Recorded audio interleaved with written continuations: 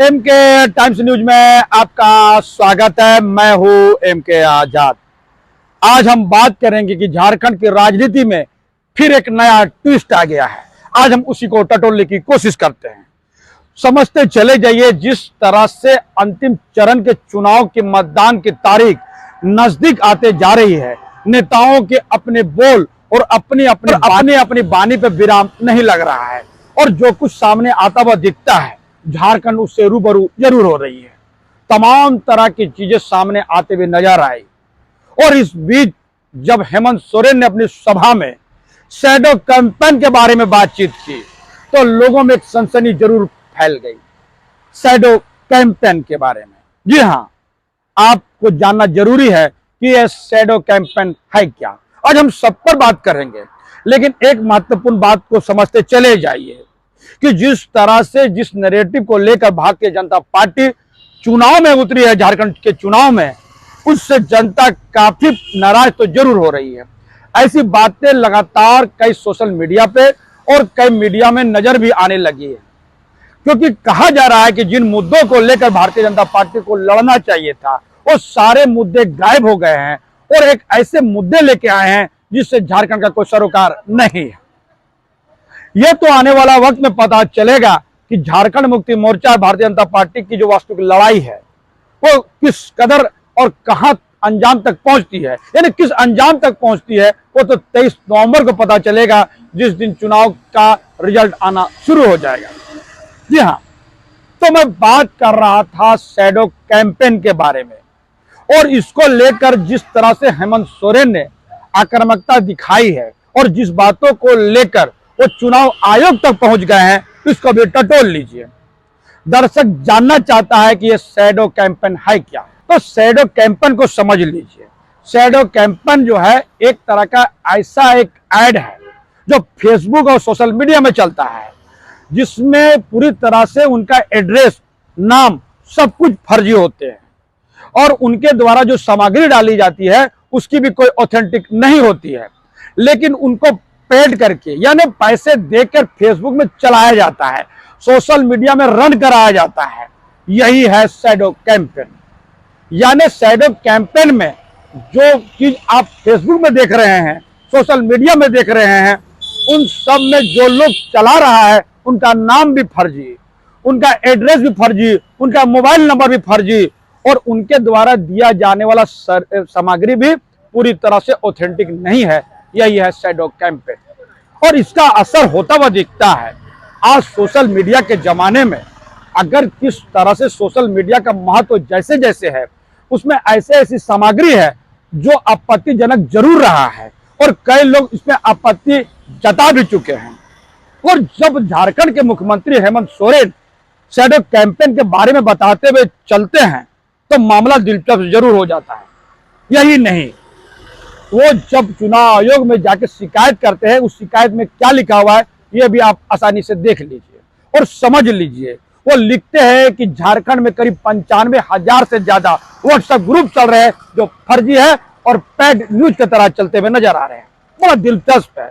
Social media में कुछ भी डालना है, फेसबुक में कुछ भी डालना है, आपकी सामग्री को फेसबुक चेक नहीं करता है। आपकी सामग्री में जो सत्यता है, कितनी इसमें मिथ्या है, इसकी जांच नहीं करता है। उसको सिर्फ पैसे से मतलब होता है, क्योंकि उनको पेड न्यूज चलाना है। तो जनता को समझना चाहिए और इसको समझने की जरूरत है, क्योंकि फेसबुक को भी अपना लायबिलिटी को समझने की जरूरत है।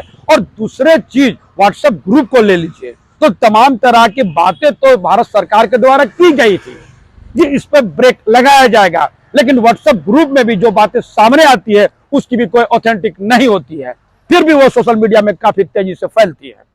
लोगों के पास सत्य से परे न्यूज पहुंचते हैं और यही से शुरू होता है एक नई और गलत राजनीति की शुरुआत। जी हां, हेमंत सोरेन ने आगे कहा कि 30 दिनों में 72 लाख से ज्यादा रुपए सिर्फ और सिर्फ शैडो कैंपेन के लिए खर्च किए गए हैं और यह सब कुछ भारतीय जनता पार्टी के इर्द गिर्द होता हुआ दिखता है। इसी को आज समझने की जरूरत है। तो 30 दिन में 72 लाख से ज्यादा और 95,000 व्हाट्सएप ग्रुप जिस तरह से कैंपेन चला रहा है, शैडो कैंपेन, एक फर्जी कैंपेन आप उसको कह सकते हैं।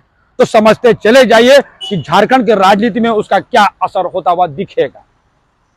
अलबत्ता यह तो वक्त बताएगा कि कितना इसका असर हुआ, लेकिन एक चीज समझते चले जाइए, जब चुनाव आयोग को इसकी शिकायत दी गई तो चुनाव आयोग ने इस पर कोई बड़े फैसले क्यों नहीं ली।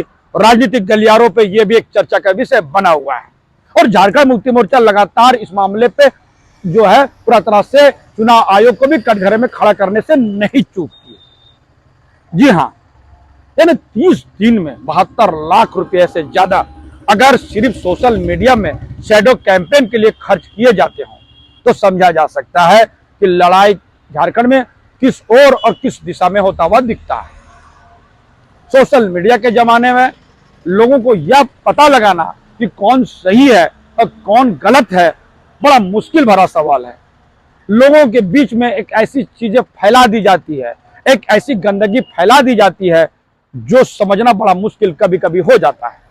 लोगों की धार्मिक भावनाएं हो चाहे तमाम चीजें हैं, ये तमाम चीजों में सोशल मीडिया की एक अहम भूमिका नजर आने लगती है तो समझा जा सकता है। जी हाँ, आगे समझिए कि इस मामले को लेकर हेमंत सोरेन ने अपने एक्स पोस्ट में क्या लिखा, अब स्क्रीन में देख लीजिए और समझते चले जाइए।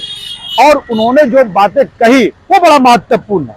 यानी शैडो कैंपेन के बारे में उन्होंने जो कहा वो बड़ा महत्वपूर्ण है। उन्होंने 3 मुद्दों पे जो बात कही उसको भी आज टटोल लीजिए।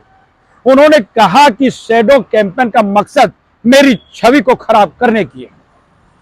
दूसरा, उन्होंने कहा कि वो झारखंड की राजनीति को गंदा करना चाहती है, यानी झारखंड की छवि को खराब करना चाहती है। और तीसरी बात, वो महत्वपूर्ण यह बात कहते हुए नजर आए कि ये आपसी व्यवस्था को बढ़ाने वाला ये शैडो कैंपेन है, लड़ाई झगड़ा कराने वाला है, आपसी मनमुटाव बढ़ाने वाला है।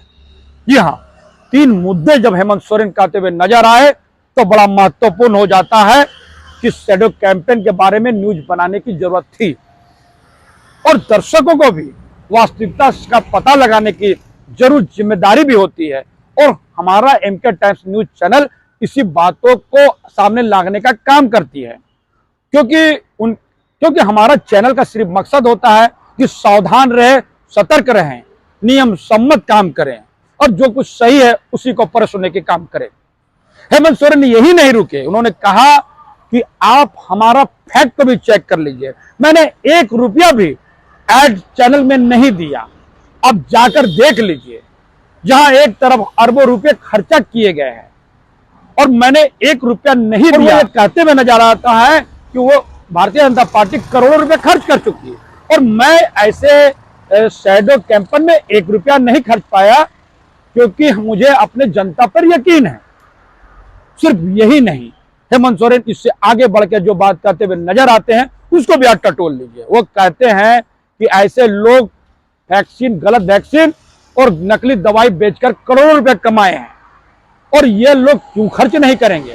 ये लोग किसी हाल में पैसे के बल पर झारखंड के लोगों का वोट चाहते हैं, यानी आप झारखंड की जनता को खरीदना चाहते हैं, जबकि झारखंड की जनता बिकाऊ नहीं है। वो अपने लोगों को समझाने में हेमंत सोरेन कामयाब होते हुए दिखेंगे या नहीं, ये तो 23 नवंबर को पता चलेगा। लेकिन राजनीति की लड़ाई इस वक्त में सोशल मीडिया में पूरी तरह से मुस्तैद होती हुई दिखती है और बात कर लिया जाए तो हर लोगों का यही मकसद होता है कि हम अपने कैंपेन में और अपनी सभाओं में निकलने वाली तमाम बातों को किस तरह जनता के बीच पहुंचा दे। और यही काम अपने स्तर से, वो सोशल मीडिया हो, व्हाट्सएप ग्रुप हो या दूसरे कोई माध्यम हो, इंस्टाग्राम हो या दूसरे कोई माध्यम हो, जिससे लोगों के बीच हम पहुंचाने का काम जरूर कर लें। तो आप समझ सकते हैं। तो हमारा ये विश्लेषण आपको कैसा लगा, अपने कमेंट्स बॉक्स में जरूर कमेंट्स करें और जिन्होंने अभी तक हमारे न्यूज को सब्सक्राइब नहीं किया उसे विनम्र निवेदन है कि सब्सक्राइब जरूर कर दे। नमस्कार।